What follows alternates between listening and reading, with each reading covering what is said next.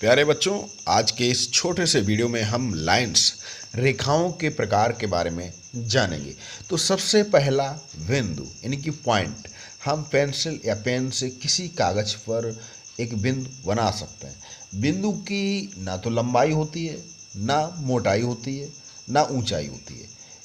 वैसे तो अगर हम माइक्रो में देखें तो होती है, लेकिन सामान्यतः इसकी लंबाई चौड़ाई मोटाई नहीं होती, तो वो बिंदु हो गया।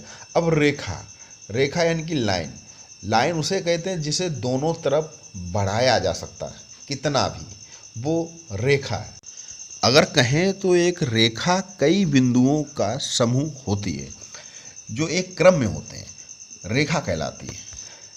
किरण, रे, जैसे सूरज की किरण, जिसका एक पॉइंट जैसे कि x निश्चित है और y अनिश्चित। y एक पॉइंट को कहीं भी बढ़ाया जा सकता है और एक पॉइंट निश्चित।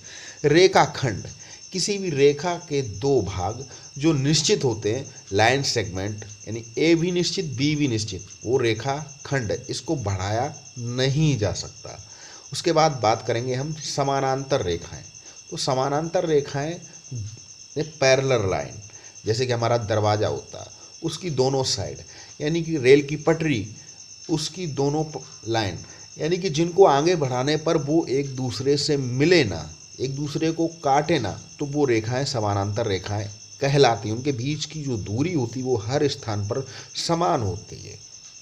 और उसके बाद लंबवत रेखाएं, लंबवत रेखाएं यानी कि दो रेखाएं दोनों को एक दूसरे को इस तरह काटें कि उनके बीच 90 अंश का, यानी कि जो चारों कोण 90 अंश के बने, वो लंबवत, परपेंडिकुलर, यानी कि एक दूसरे को 90 अंश कोण पर काटती हों।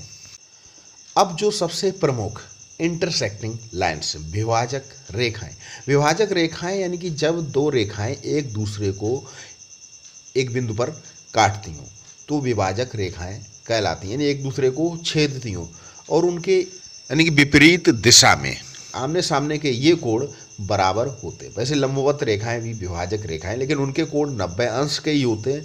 इनके दो कोण आमने सामने के बराबर होते हैं, तो ये विभाजक रेखाएं। तो आपने जाना रेखाओं के बारे में। चैनल को सब्सक्राइब कर लें, घंटी का बटन दबा दें, क्योंकि यहाँ पर आप देखते हैं शैक्षणिक वीडियो। आप सभी को नमस्कार।